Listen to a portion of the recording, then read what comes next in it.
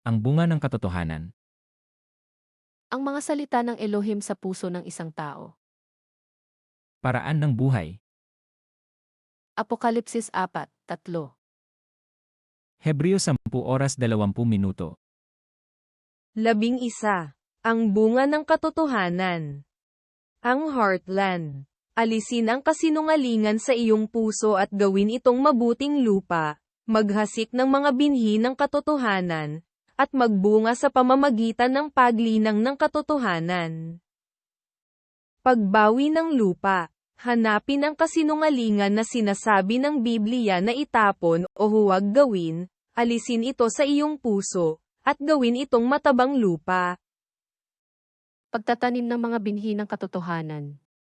Hanapin ang katotohanan na sinasabi ng Biblia na panatilihin, at itanim ang binhi ng katotohanan sa pusong bukid na gawa sa matabang lupa, linangin ito at magbunga ng katotohanan. Ang bunga ng katotohanan. Ang bunga ng katotohanan. Proyek. 1. Proyek, itapon mo. 2. Proyek, wag na. 3. Proyek, panatilihin ito. 4. Proyek, gawin mo. IV. Proyek, gawin mo. Alisin ang kasinungalingan sa iyong puso at gawin itong mabuting lupa. Paraan ng buhay. Apokalipsis 4:3. Hebreo 10:20. Santiago Kapitulo 1 Versikulo 9. Datapuwat ang kapatid na mababang kapalaran ay magmapuri sa kanyang mataas na kalagayan. Ikarangal ng dukhang kapatid ang pagkakataas sa kanya ng Diyos. Santiago Kapitulo 1 Versikulo 10. At ang mayaman, dahil sa siya'y pinababa, sapagkat siya'y lilipas na gaya ng bulaklak ng damo. At ng mayamang kapatid ang pagkakababa sa kanya, sapagkat ang kayamanan ay lilipas, gaya ng bulaklak ng damo. Santiago Kapitulo 1 Versikulo 19. Nalalaman niyo ito, minamahal kong mga kapatid. Ngunit magmaliksi ang bawat tao sa pakikinig, magmakupad sa pananalita, magmakupad sa pagkagalit. Tandaan ninyo ito, mga kapatid kong minamahal, matuto kayong makinig, dahan-dahan sa pagsasalita, at huwag agad magagalit. Santiago Kapitulo 1 Versikulo 22. Datapuwat maging tagatupad kayo ng salita, at huwag tagapakinig lamang, na inyong dinadaya ang inyong sarili. Mamuhay kayo ayon sa salita ng Diyos. Kung ito'y pinakikinggan lamang ninyo, ngunit hindi isinasagawa, dinadaya ninyo ang inyong sarili.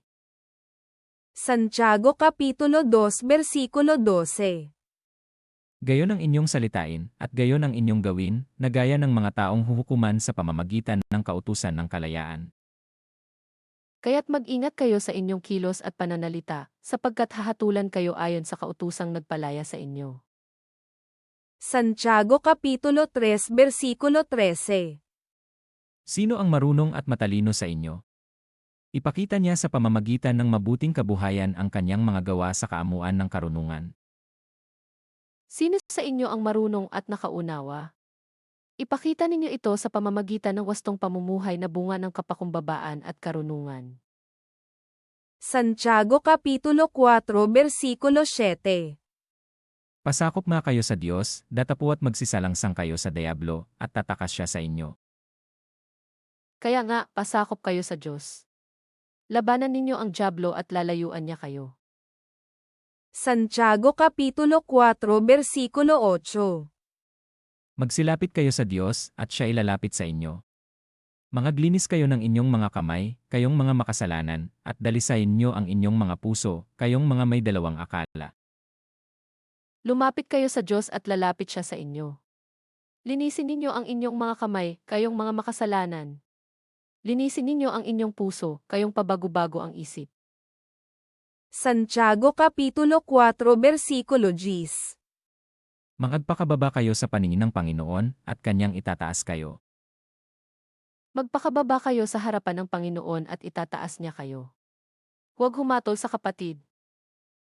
Santiago Kapitulo 5 Versikulo 1. Magsiparito ngayon, kayong mayayaman, kayo'y magsitangis at magsihagulhol dahil sa mga karalitaan niyong sa inyo'y darating. Babala sa mayayaman, pakinggan ninyo ito, kayong mayayaman. Tumangis kayo at humagulhol dahil sa mga kapighati ang darating sa inyo.